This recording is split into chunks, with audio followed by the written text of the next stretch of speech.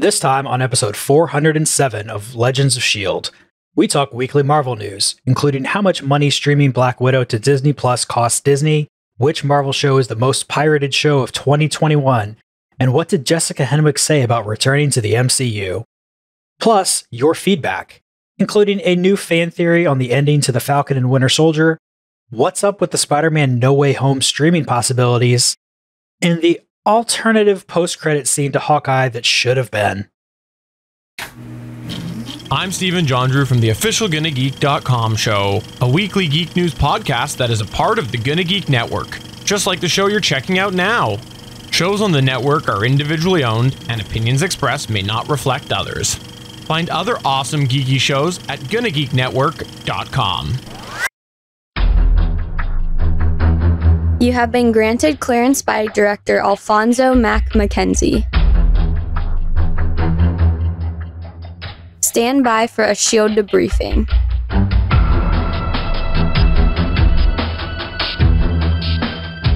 All information to be discussed here is classified and may only be discussed among agents granted clearance by the S.H.I.E.L.D. director. And now it's time for your scheduled debriefing. I'm Agent Lauren. I'm Agent Chris. And I'm producer of the show, Director SP. Welcome to Legends of S.H.I.E.L.D., a Marvel Comic Universe fan show discussing the Marvel Cinematic and Marvel comic book universes shown via Marvel Studios. This show is recorded on Thursday, January 6, 2022, live from the Legends of S.H.I.E.L.D. studios, and broadcast universe-wide via www.geeks.live. Come join our live chat as we record, since we love talking about Marvel. Hey guys, this is our first show back from 2022 and from 2021. And how were your holidays, Lauren? Excellent. I got to spend a lot of time with my niece, and I have had the themed Bluey in my head ever since. Themed Bluey? What is that? I'm sorry. It's a really cute show, actually. It's this Australian kids show that's actually streaming on Disney Plus about a family of Australian cattle dogs, blue heelers, red heelers too. And it's really cute. And my niece is only 7 months old, but she, for whatever reason, just will stop what she's doing and pay attention to it. And it was great. I used it to help her get to sleep one day. It was fantastic. I also used something to get my nephew to sleep. He's 12 years old, and his favorite chloroform. Yeah. His favorite subject in school is U.S. history. So I thought, oh, great. So I went in on Amazon Prime and I brought up America, the Story of Us, thinking, this is great. He'll be able to use it in school, get a little bit edge up. He'll get actual facts told in an entertaining way. He fell asleep within 15 minutes. Can I recommend a book for him? Sure. Lies My Teacher Told Me by James W. Lowen. Okay. Lies My Teacher Told Me. It's excellent. All right. I don't picture him as a reader, but we'll see if we can get him. It's also an audiobook. Okay. Well, we'll see. Anyway, Chris, how were your holidays? Got to spend time with family I hadn't seen for a while. Got plenty of Marvel-related things as presents. Some of those were presents to me from me, but it still counts. I got some Marvel presents too. I'll have to fish them out for next time. Although after the holidays, the very first day back, January 3rd, I went to my annual eye appointment and I was told I have cataracts. So at some point in time, I will be having surgery. I don't know if it'll be this year. We'll see. But driving at night's getting a little sporty. So at some point in time, I'll have to do that. I did, however, order new podcasting glasses. So at some point in time, you will see new specs on this face. Are they going to be like a different exciting color, or? They'll be a little darker. I got the same anti-glare coating, the most advanced coating and everything else. I got new bifocals. So the whole thing's going to cost me about $500, but hey, it was worth it to get new glasses, and hopefully they'll help me see a little bit better. But again, with the cataracts, there's only so much you can do. And my right eye is the most affected. So we'll see what happens there. So yeah, this old man is getting older, got gray in the beard, cataracts. It's turning out to be a great year already. 2022. Anyway, we're here to talk about Marvel Studios content and the production thereof and everything. And since we recorded 2 weeks ago, I didn't think there was going to be this much news, but we do have plenty to talk about today. Chris, why don't you start us off? The first thing we're going to talk about is the Black Widow streaming and the piracy estimated to have cost Disney $600 million.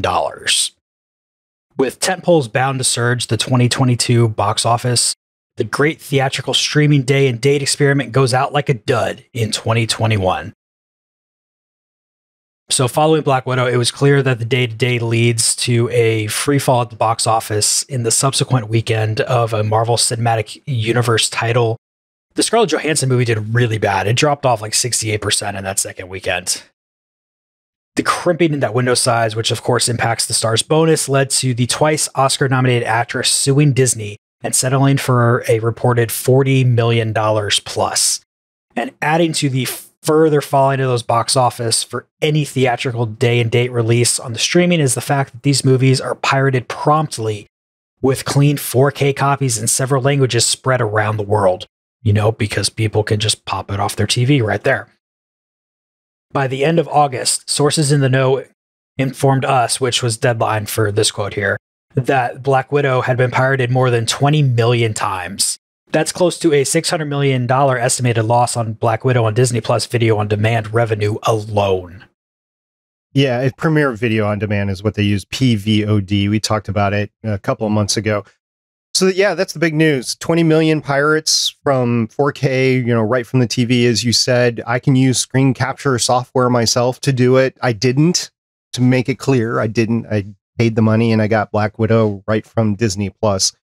But this, combined with everything else in the article that Deadline had, squarely said that studios are not going to do day-and-day release on streaming right away. They're going to use that time that they can in the box office to get as much money as they can there, because that's where the sweet spot is. And then they'll throw it on streaming. I think we'll see a lot more of the Premiere Video on Demand where you actually have to pay for it, just like Black Widow. But when they do that, they're only really going to see the one weekend numbers, because after that, you're going to be able to pirate it. Now, to be clear, I do not pirate anything anymore. I value the content that I watch, so I generally pay for it. Matter of fact, I don't watch anything pirated anymore. And even when I did, it didn't really sit well with me. So I paid the $30 for Black Widow, but I know a lot of people, a lot of younger generation are like, why am I paying for this? It's available. Everything on the internet's available for free. I should be able to get it for free. So because of that, we're not going to be able to see all these films right in the movie theater. And that hits us home here on Legends of S.H.I.E.L.D. for two movies right away that I can think about, Eternals and Spider-Man No Way Home. I know some of us have seen both, but not all four of us have seen those two movies. And we're going to wait until they come out streaming. Next week, we'll talk about Eternals on Legends of S.H.I.E.L.D. because it'll be out on Disney Plus. But we're going to wait until it comes out streaming. And it's just the way it's going to be. I'm old. I can wait. I have patience. Some people may not. So whatever. I know that the case counts for COVID are just running rampant. I know the Omicron is supposed to have milder symptoms, but still, I don't want to expose myself for that because I have contact with older people, both at work and at home. And I just don't want to have them at risk because I wanted to watch a movie. So I've made that decision myself, but I know other people think differently. So good on you. But it just means that I'm not going to go to the movie theater and watch any of these movies in the theater. I'm going to see it streaming. That's my decision. Chris, what do you think? I mean, my pirating decision pretty much comes down to, are the people who made this product actually getting money from it? So, like emulators with regular Nintendo games that you can't get on any of the current late Nintendo Switch online things, I still have those. I have no problem with keeping those. But a movie that's still in theaters, I don't mess with that kind of thing. And especially with the giant backlog of everything that I have to watch, I can watch other things. My wife and I are going through The Simpsons. we've got plenty of content there to keep us busy until whatever movie it is we're looking at here comes to streaming. We've got so much content to watch. It's incredible. I'm doing the rewatch right now of The Expanse because I haven't seen season 6 yet. So I'm doing the entire watch through from season 1 on. I mean, that's going to take a few weeks, if not a couple of months, just to get through all that. So yeah, I've got plenty there. Lauren, what do you think about this? Okay, we've established that I have no patience. You know that experiment they did with the kids where they were like, if you can hold out on eating one marshmallow now, you'll have 6 later or whatever it is. I would have already eaten it before they finished the sentence. Again, this is me taking my own personal risk. I have gone to see Marvel movies in the theaters lately. I do mask up. I go to off-hours showings, but it is still a risk. And honestly, I probably shouldn't be taking it. But again, no patience, and I don't interact with that many people, like, at all. I tend to stay home a lot. So when it comes to pirating, I'm not sure it counts as, I mean, it probably does. There's a lot of, like, British stuff that I watch on YouTube that people upload, like Great British Bake Off and Big Fat Quiz of the Year, Taskmaster, QI. In recent years, they have started putting them up on YouTube for, US visitors because, hey, if people are going to be watching it anyway, why not monetize it? But yeah, I've watched stuff that's you're not able to get in the US yet. In terms of this, I feel like it's just going to lead to more pirating in the future because you don't have that opportunity for people to watch it at home. They made a big deal about it with Black Widow because of the whole, oh, we're trying an experiment thing. But go back and look at piracy numbers for other movies, which I'm actually now looking up. So the Deadline article goes into all the movies that were released last year. They went into the Wonder Woman movie. They speculated that maybe they should have waited for that. Honestly, after the first weekend, judging by the reactions that not only we had, but everybody else that I knew had about it and the general public had about the Wonder Woman movie, there was significant issues that people had with the movie. I still don't think it would have done as good as they wanted it to, just because the movie ultimately wasn't that great. But there are other examples throughout the year that they threw in on the Deadline article as well. It wasn't just solely focused on Black Widow. And they were saying that all the movie theaters or all the movie production houses were in the mode of not doing the streaming release. Again, I think that's a mistake, but I found a website that actually it has information from 2019, which I was specifically looking for because I wanted pre-pandemic numbers. In May of 2019, superhero movies were the most pirated content. According to this website, legaljobs.io, Avengers Infinity War led the way with 5.29 million illegal downloads. Captain Marvel came in second with 4.09, and Aquaman had 3.85 million downloads. So I would like to see... Oh, wait, no, there's the number, 20 million times. Okay, it is higher than because it was so much easier. So much easier. Again, I think the key issue here is that... Sorry, I have a lot of thoughts. Right. I mean, there's the whole pandemic thing, but regardless of that, I know you have an issue with me saying irregardless. I'm trying to get over it. Yes. Regardless of that, you have the simple ability to stream to your computer, and I have multiple monitors set up. I have streaming capture software that I legitimately have for podcasting and tutorial creation. I can easily go over to the second screen that it's playing on, and I can capture that video and audio because there's no CRM or DRM or whatever you call it that is preventing me from capturing that at the 4K resolution and then put it out there on a BitTorrent site or whatever. Now, I haven't done that. I don't do that, but I know a lot of people did. I mean, 20 million people watched it. And because of that, I'm gathering hundreds actually, or thousands actually captured the movie. So it's that easy if you stream it at home to any of the apps, because all the apps are available on the computer.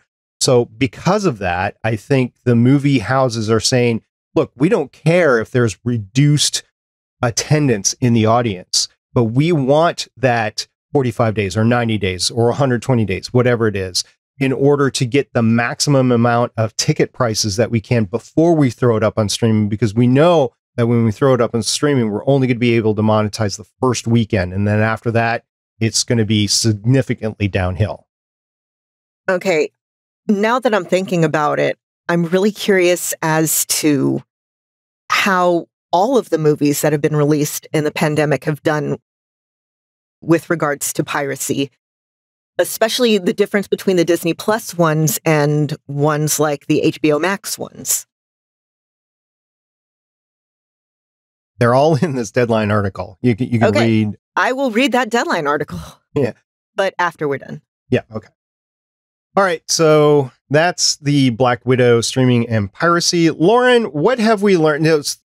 For those who may be checking out Legends of S.H.I.E.L.D. for the first time, you may not know that we are a podcast that actually covers Marvel Studios properties, including Disney Plus shows. The latest one was Hawkeye. The latest episode that we did right before this was on the finale for Hawkeye.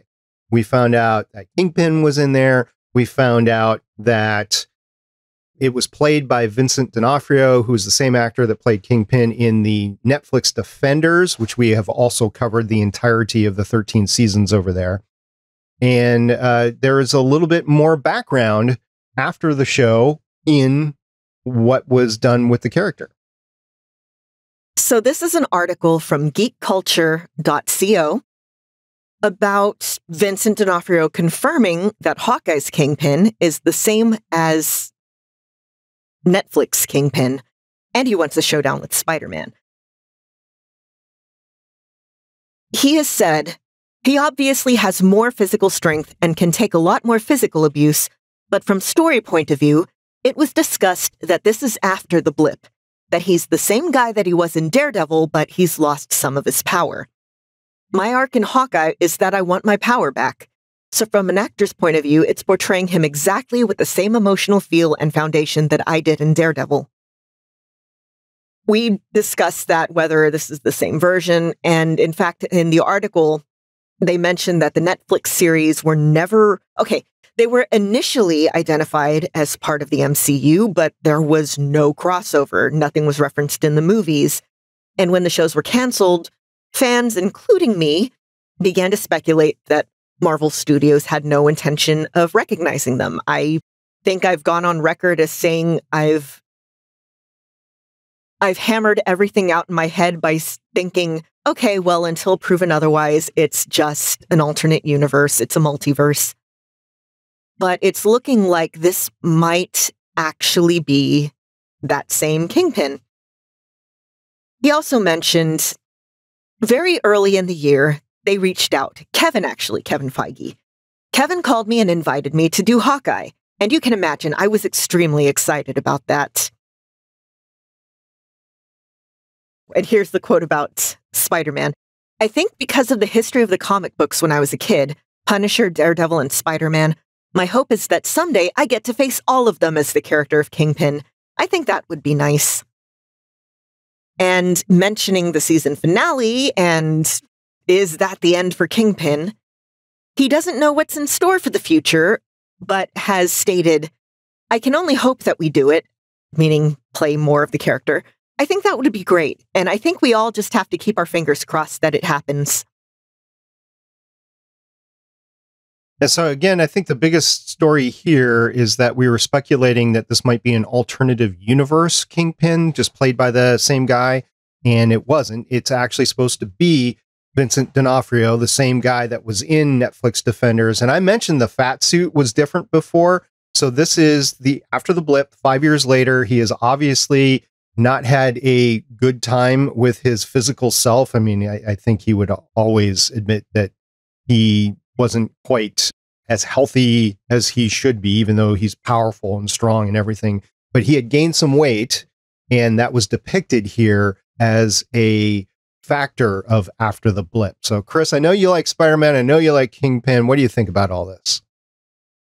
Tom Holland and Vincent D'Onofrio together, I think would just be perfect.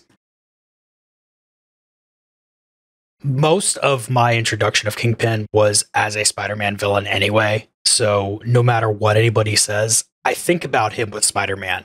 I mean, it was that 90s Spider-Man animated series, and that's where I got all of my Kingpin stuff from growing up. So knowing that he's up there, putting that thought into people's ears who could potentially make this happen, I'm really excited. It's like the second best Spider thing that could happen in the MCU.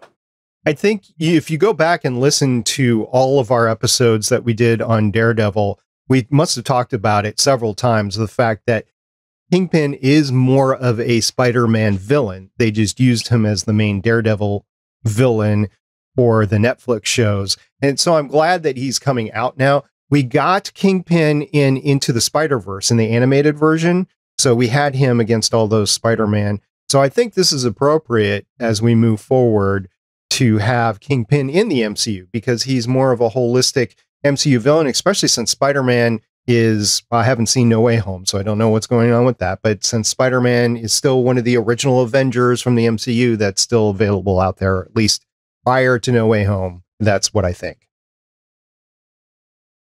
I had to go back and look at who voiced Kingpin in the Spider-Man animated series from the 90s. And that was the great Roscoe Lee Brown, who was in things like Logan's Run. He was a voice in Treasure Planet and Oliver and Company. He kept voicing Kingpin through the 2005. He was in Static Shock. He was in Babe Pig in the City. Freakazoid. He did a lot of voice work because with a voice like that, of course, he did a wonderful job. Actually, most of the people that they have brought in to play Kingpin in Marvel stuff have been fantastic. We had Vincent D'Onofrio. We had Michael Clark Duncan. We had, who voiced him in Into the Spider-Verse? Help me out. I want to say Liev Schreiber. I don't know. IMDb, come to my rescue. But yeah, Roscoe Lee Brown.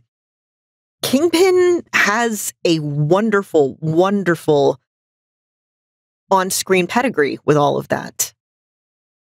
Yeah, and I think this is denoting that Vincent D'Onofrio knows his character. Yeah. He is into the character and he knows what the character should be in the Marvel comics, and that he wants to bring that forward into the MCU. So good on him for not just coming in and collecting a paycheck. Very powerful villain and everything. And if you watch him on social media and everything, he's having fun doing this character. So he definitely wants to have the character out there a little bit more. I was right. It was Liev Schreiber in Into the Spider-Verse. Okay. So, Chris, we have another story dealing with piracy. I just realized we threw me all the piracy stories. Yarr. We have a history of piracy where I'm from. It works. So WandaVision was the most pirated TV show of 2021. Does this surprise anybody? No, it was really good. Yeah, if you look down this list, you have a bunch of Disney Plus shows on there, but WandaVision definitely was ranked number one. This is done by Torrent Freak every year. And so this year, the top 10 shows were WandaVision, Loki, The Witcher. So that's not a Marvel show. The Falcon and the Winter Soldier, Hawkeye, What If?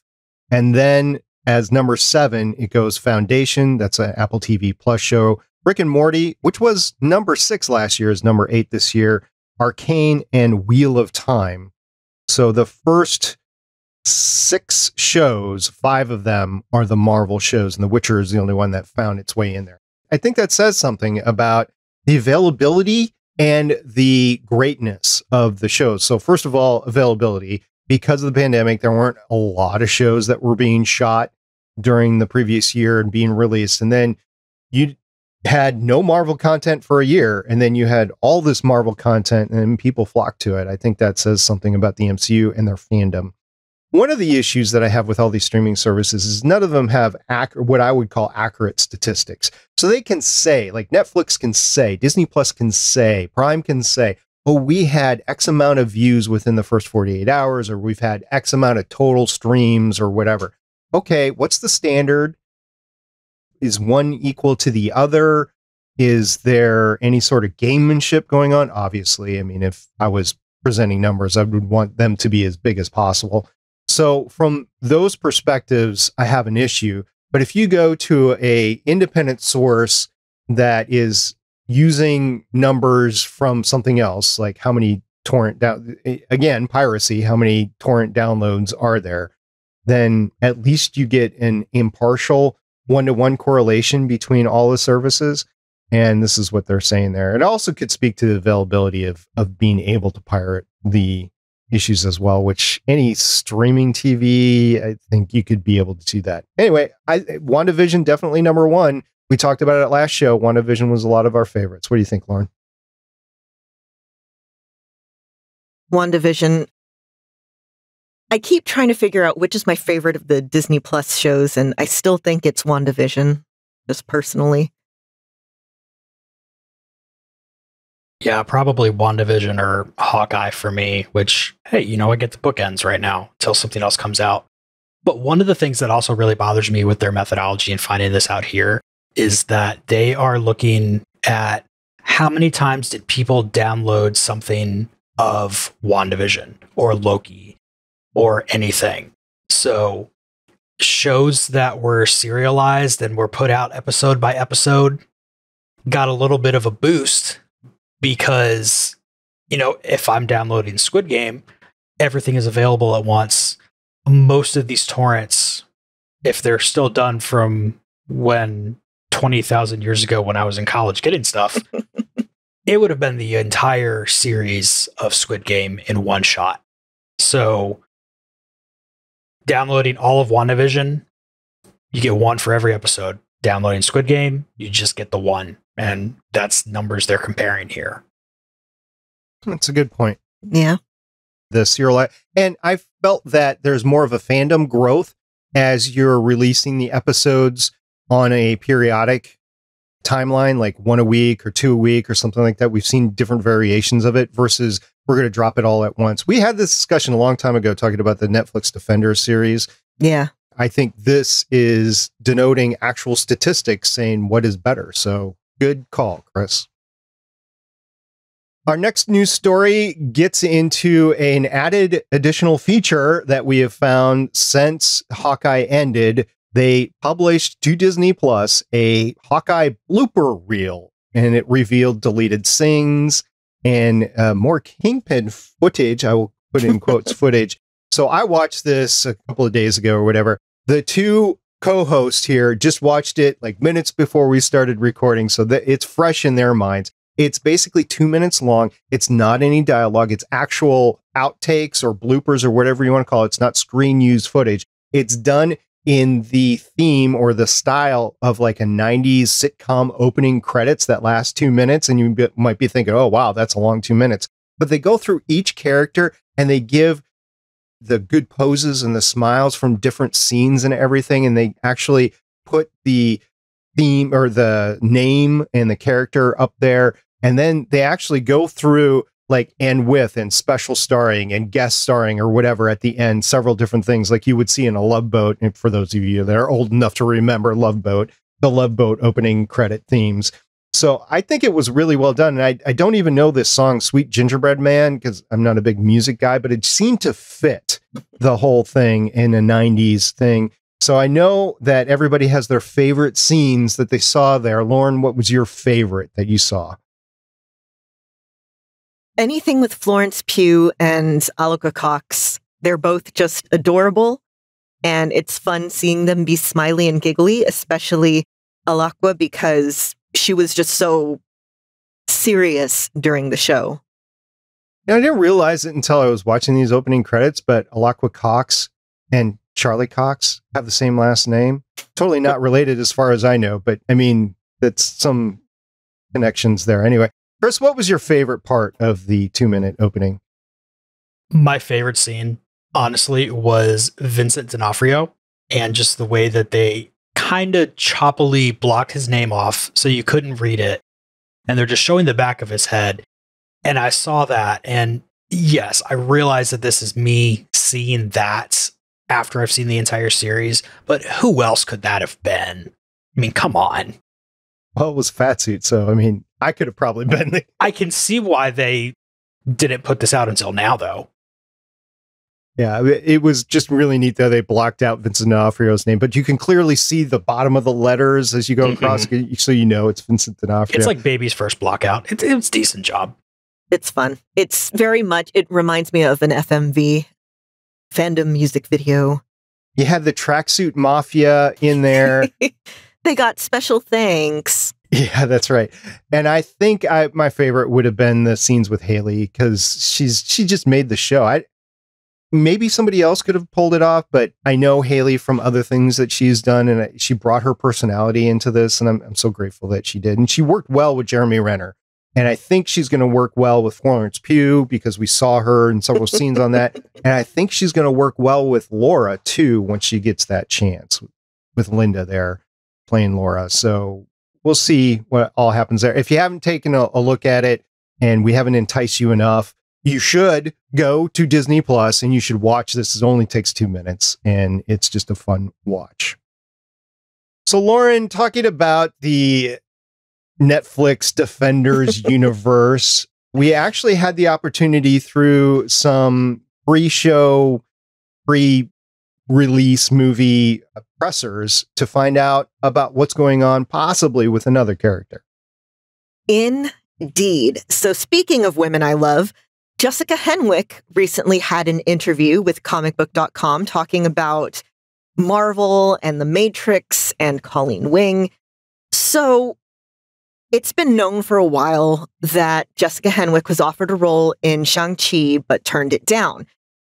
The way that she said it, I believe, is that the script for Matrix Resurrection and Shang-Chi showed up at about the same time. But because she would be playing a new character, i.e. Xialing, probably, in Shang-Chi, she decided to go with The Matrix so that, hey, maybe Colleen can come back. As for whether or not Henwick will be reprising that role, it seems there's no news on that front yet. When asked if she would be interested in portraying the MCU's Iron Fist, Henwick didn't exactly dismiss the idea. Look, the way we left Iron Fist, spoiler alert, Colleen has the power and she's in a really good place. Henwick told comicbook.com, I would love to revisit her. That character meant a lot to me and really changed my life. And I would love to revisit her one day, but it would have to be the right place and the right time and the right script, but never say never. With that said, if you get the chance to watch Matrix Resurrections, she's fantastic in it. I love her character. I love the actress. I love Colleen Wing. So, yes, let's make all of this happen. We know they're not inviting Finn Jones back as Iron Fist. So, let's just bring Colleen Wing back into it and not speak of anything else again. Finn Jones. Okay, cool. We just had to get that ghost out of here. Honestly, I think Colleen was my favorite character in Iron Fist anyway. So I'm glad that there is a possibility of her coming back in. I'm glad that Jessica Henwick got to be in Matrix because that was a really fun movie. No matter, I mean, I didn't go into that expecting something super mind-blowing. I expected a fun action movie and I got what I expected. So I'm good there. And yes, some of this is probably just professional actor. I know what I'm doing. I'm not going to lock myself out of future roles. But I mean, I could tell she was having fun playing Colleen, and me and my wife were having fun watching her play Colleen. So let's make this happen. I'm all for bringing her on. Matter of fact, I think universally we've said from Iron Fist, she and the night nurse and what's her name, the detective? Misty Knight. Misty Knight, the three of them, even though they all weren't originated from Iron Fist, those three definitely needed to come out of Iron Fist into the rest of the MCU. So I hope we get them. Give us the Daughters of the Dragon. Is that what they are, those three? Well, Misty Knight and Colleen Wing in particular. Oh, okay. But yeah, throw Claire Temple in there. Why not? We know that Colleen's been teaching her to fight. We can do this. So I'm looking forward to if and when it eventually happens. I got to believe that the direction that they're going is to try to bring out more and more of those actors. Kevin Feige has one heck of a world to play in, just like Star Wars. And so far, he's been doing a good job of not doing Marvel fatigue, but we might be closing in on that. So we might get less and less properties. And as we do that, there's going to be less and less opportunities for these characters to come on. That's assuming that there's less opportunities. I don't know. There might, because these are shorter series. These aren't 20 episode seasons. These are 6 to 10 episode series on Disney Plus. And of course, you still have the movies every year. So I don't know. We'll see what both Disney and Kevin Feige have in mind in the future. It's still the pandemic, so who knows what regular tempo is going to be post-pandemic, if there is a post-pandemic. All right, so the last news story that we're going to talk about brings us back to the show's home, Agents of S.H.I.E.L.D. So comicbook.com had an article basically saying that fans of Agents of S.H.I.E.L.D. are seeing all of this multiverse stuff happening, seeing characters coming back from series that should have ended, like we've talked about this entire episode here. So as we're recording this yesterday and today, which is the 5th and 6th of January 2022, there was a big old campaign online of, hey, save Agents of S.H.I.E.L.D. Bring it back. Let us get some more of that. Because you had such a fun cast there. And as much as I see people say, hey, let Coulson be gone, no, bring him back too, because he's like the third best character on there. I'm fine, personally, either way, because it happened, I enjoyed it, whatever. But for the people who do have this major investment, yeah, let's just do it. Come on. There's a quote in the article about Coulson Lives started on Twitter, so who knows? And exactly, if people fandom is a huge factor in entertainment today. I've heard it said that a lot of shows on CW are kept around because they have an active fandom as opposed to actually bringing in numbers. And again, yeah, they pointed out Coulson Lives started on Twitter. And we got Agents of S.H.I.E.L.D. out of it. And it was pretty awesome. It would be cool if Marvel kept it canon somehow, even if it was, hey, let's dip into this multiverse for a second. Now I want to do a rewatch now that I'm thinking about it.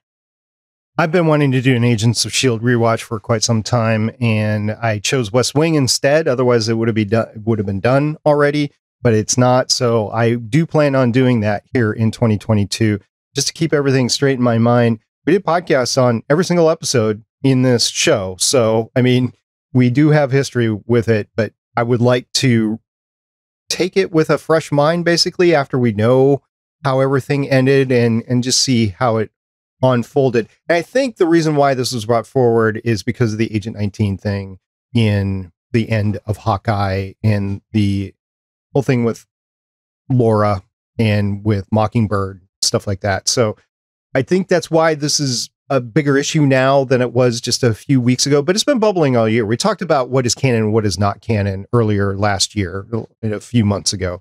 And we talked about what was going on in the MCU wiki. So this is an ongoing thing. There are a lot of fervent fans out there that have expressed their desires to Marvel and Kevin Feige, but we'll see how they're able to bring it into the universe. Is it going to be a direct correlation? I don't know, but we'll see. And the last couple of seasons definitely went off on a different tangent. But the way the Marvel universe is right now, matter of fact, then the very next movie that we're going to get with Doctor Strange is going to enable a lot of things. So why not fix this during that process? I hope so. I mean, Ming-Na herself is working with Disney so much right now with The Mandalorian and the Book of Boba Fett. I would hope that they would use her again in Doctor Strange as a character just to denote what the connection was back to Agents of S.H.I.E.L.D. Bill Coulson, that's a rough one because he died in Avengers, then he died again, then he died again. So I don't know what's going to happen with all that, but I do miss Agents of S.H.I.E.L.D. We've had so much good stuff this past year that I'm okay to move on from it. Nothing lasts forever. One of my favorite last episode titles and shows was the end of Star Trek Next Generation, All Good Things, meaning all good things come to end. And look where we are now with Star Trek. Yes, you can say they've had some bad times, but Picard is just incredible. The series Picard on Paramount Plus is incredible. And personally, I love Disco and Lower Decks too. Oh yeah, Lower Decks is great. There's some excellent stuff there for a great variety of taste. It's fantastic. And you wouldn't have gotten that necessarily had you not had All Good Things, right? Mm-hmm. You have to end something to start something else, in my opinion, because things only last so long. I mean, even The Simpsons, it's lasted 30 years, but when's the last time you watched an episode of Simpsons? Like an hour ago. Okay. Did you watch the very first episode? Did you watch the first few seasons live? No, I think I was 4. Yeah, right. So I did. I kind of grew out of it as things happen. And yeah, we are where we're at today. I was not allowed to watch it.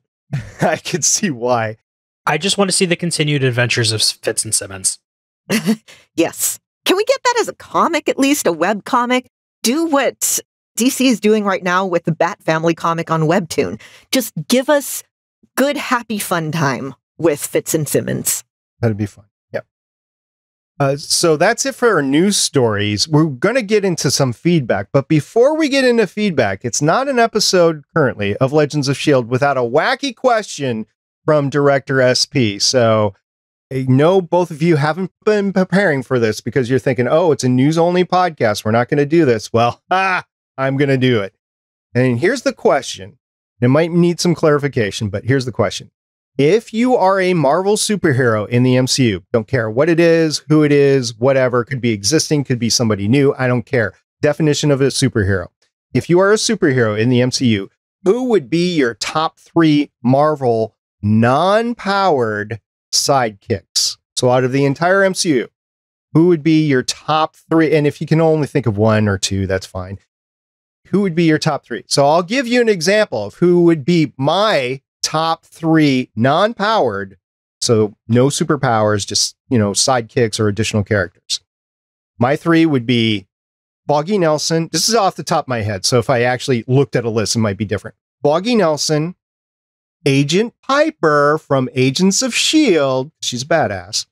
And I debated not doing this because I don't know if she could be my sidekick much longer, but Darcy Lewis. And the reason, the chemistry there would just be too much. We would just have to have a romantic involvement and it'd be way too much Arrowish for me with what happened over there on Arrow and DC. So, but anyway, those would be my top 3. So you guys can see where I'm going with this. You have some concept of where you want to go in your minds.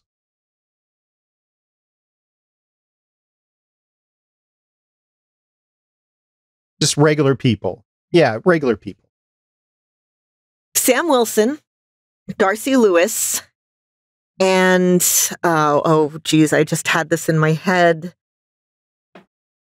Sam, Darcy, come back to me. I just forgot the third one. I will. You might have to. Claire Temple. Okay. You might have to submit somebody else for Sam because he does fit the definition of a superhero, even though he's non-powered. He's non-powered. He just has a suit. But he's a superhero, so... Is he, though? Yeah, well, this is what I was getting at. He's a hero, and he is a super guy, but... He's now a main character. Okay, in that case, Maria Rambeau. Okay. Good three. So Claire Temple, Maria Rambeau, and... Darcy Lewis. Chris. All right, so I'm going to need somebody to handle the home base. So we're going to have Laura because she's good with that. I'm going to need somebody who I know can watch my back. So we're going to have Peggy Carter because that also means I get to listen to her talk the entire time and the accent is good there. Okay, as long as you don't go Captain Carter, I will have to allow it.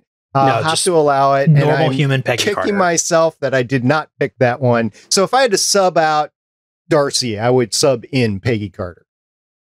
All right, that's your number 2. What's your number 3? My number 3 is tough. Wait a minute. If Sam Wilson doesn't count, then why does Peggy Carter? She was also lead of her own show. I know, but non-powered. Neither of them are powered, though. Okay, whatever. The joy of comic book discussions. Number 3, I'm going to take Lucky. Okay. Yeah, sure. So if you can't have Peggy Carter. If I can't have Peggy Carter, then... Because she was covering accent and watching my back. And you're going to give me crap if I say Kate Bishop. No. Well, yeah. If I can slip that in, then obviously her. No, I wouldn't. No, you can't do Kate Bishop. I know. Because personally, I said she's the definition of a superhero because she went 1v1 against Wilson Fisk. So that was last episode. I can't give it to you based on that. I know. It's so hard. I know. I'd probably take Darcy. Okay. Yeah, I was thinking, and then Agent Piper just popped in my head. I remember the last few seasons in there. She really became her own, and she's still viable as a character in the Agents of S.H.I.E.L.D. universe over there. You don't remember how that ended. She took the kid out of the way of Sybil, I think was her name in season 6, and got him to safety. So, yeah, that's what I'll do there. Anyway, listener, if you have a list of the top 3 non-main characters, non-powered sidekicks that you would pick as your sidekick as a superhero, and it doesn't matter who the superhero is or what your powers are or whatever, you can make it up if you want to, but that's not the purpose of this. Purpose is who are your top 3 MCU sidekicks. And Michelle, if you're listening to this, you can come to the next show with your list as well. In the meantime, we have some feedback from our audience.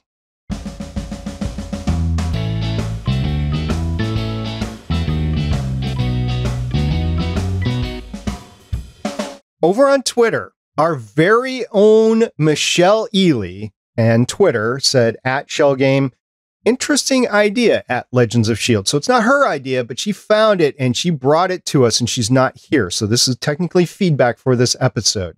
This is from a Twitter account, Hector is Funny, and it was posted on December 27th. What if the person Sharon Carter was calling at the end of the Falcon and the Winter Soldier was Wilson Fisk? Dun, dun, dun. That would actually be amazing. It would, wouldn't it? And Kevin Feige's had this idea all along, so maybe that's it. I mean, we've all had our theories at the end of Falcon and the Winter Soldier. I guess, Chris, you haven't been able to relate yours, but we all had our theories as who she was on the phone with. Chris, what do you think about this theory? This theory could really work. You'd really be able to pull everything together from this new wave of heavy metal Marvel shows. And you need a little bit more British accent in there. But other than that, I can't think of a better person for her to be calling. Maybe Bedrock the Leaper, just because I want to see him somehow. The one detriment I would say to this is every time I think of Wilson Fisk, and this might not be true, but every time I think of Wilson Fisk, I think New York City centric. So not necessarily global mob lead, but I could be wrong on that. He's playing the long game. He is. Just don't say anything against Vanessa, because you won't be playing the long game. I'm thinking of that mannequin again. Okay, also, this guy, I don't know, Stargate Pioneer. Stargate Pioneer. Right after we recorded the last episode, I found an article that said the streaming for Spider-Man No Way Home is going to be on Starz, so I posted that on our Discord server. It's an article from Rolling Stone that basically I could point to. There was a lot of other articles, but I backed it up to Rolling Stone. And it said basically that Sony has given Starz the rights to a lot of movies, including Spider-Man No Way Home. So likely when Spider-Man No Way Home comes out streaming, it will be on Starz. So I just have to find the availability on Starz. Just want to drive that one home. That is where we're looking to watch it. So once it's available on Starz, we will be recording our podcast episode on it. And also, I had a private message from consultant Jason. He's been on the show before on our Discord server. He goes by Allurun, Alllerun. He runs his own network, the Creative Brain Candy Network, including a couple of shows. One is superhero related called Smoking and Drinking in Capes.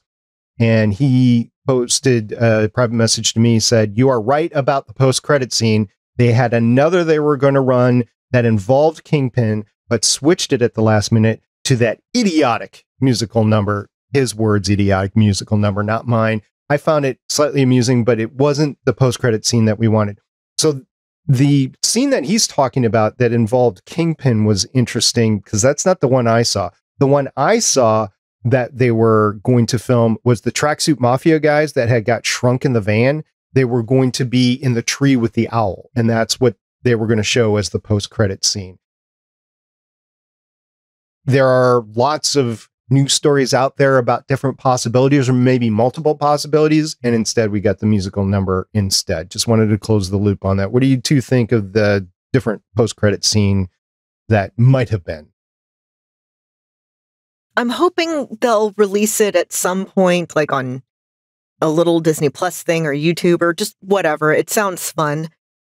I liked the musical number because I like musical theater and I found it hilarious. But again, that's just me.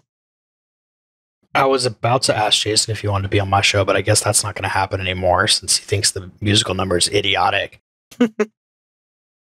I mean, a Kingpin one would have been fun. Your one with the owl would have been fun. The musical number was fun. My theory that I had last episode was I had hoped that Kate Bishop would have met another young Avenger, you know, whoever that was, wherever that was, and it just didn't happen, right? So it might be too early for them to start connecting the dots. Like Kevin Feige might not want people that are casual fans to start connecting the dots to this young Avengers, right? So if they would have done that at the end of Hawkeye, then it would have possibly been problematic. I don't know how, but problematic with the other Young Avengers series that are coming up, like Ms. Marvel, possibly Echo, and some of the other series that are coming up. That's the only thing I can think of. Anyway, just wanted to point out that the musical number, I think we ran a news story last episode that it was kind of a shock to the producers or the directors or whatever, Bert and Bertie, that they didn't think, they were like, what are you doing here? But, or no, the other director, I want to say Ryan something or another. Anyway, it was a shock to them that they didn't know that this was going to be the post-credit scene. So anyway, so that's all the news for this week. That's all our feedback for this week. So hang on a second. We've got some more talking for you.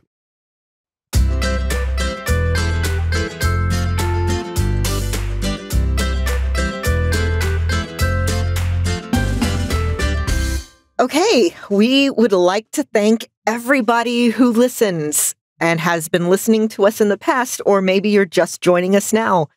Either way, we hope that you have a very good 2020. We hope that we continue to provide you with entertainment in the new year. And we hope that you will let us know all of your Marvel opinions so that we can discuss them and then get off topic and have SP try to wrangle us back on track.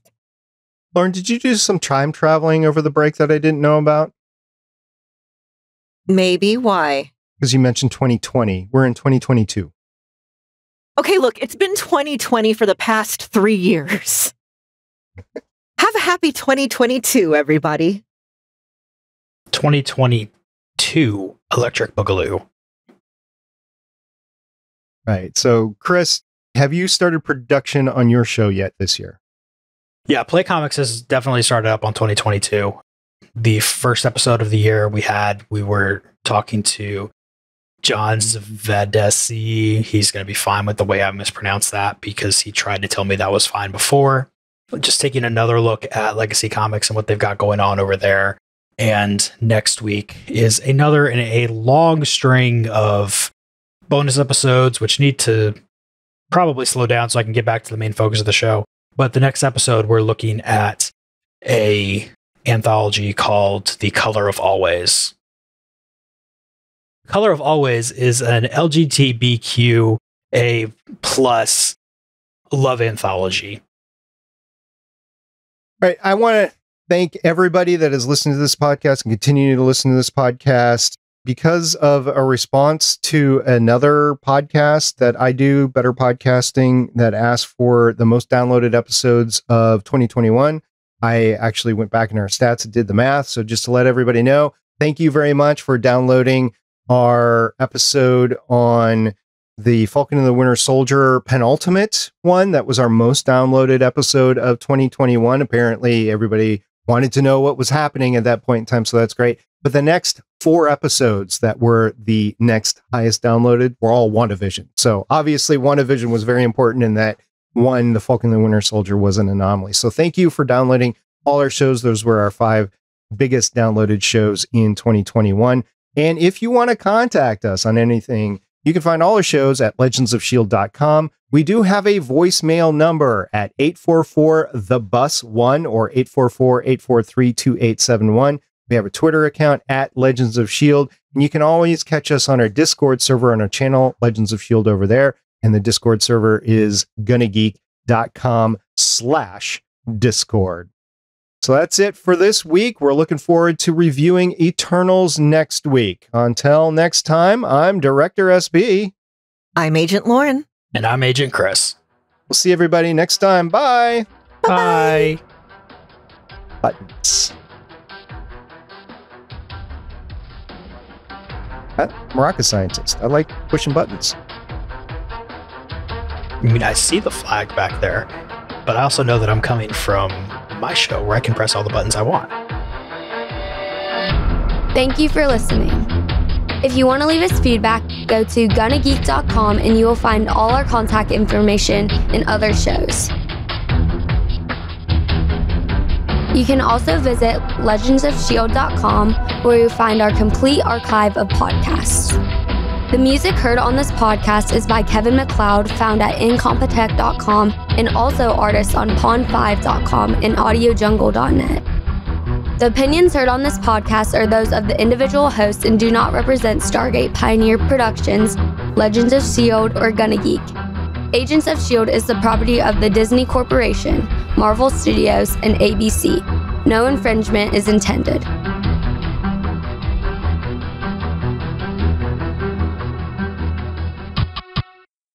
Legends of S.H.I.E.L.D. is copyright 2013 through 2022.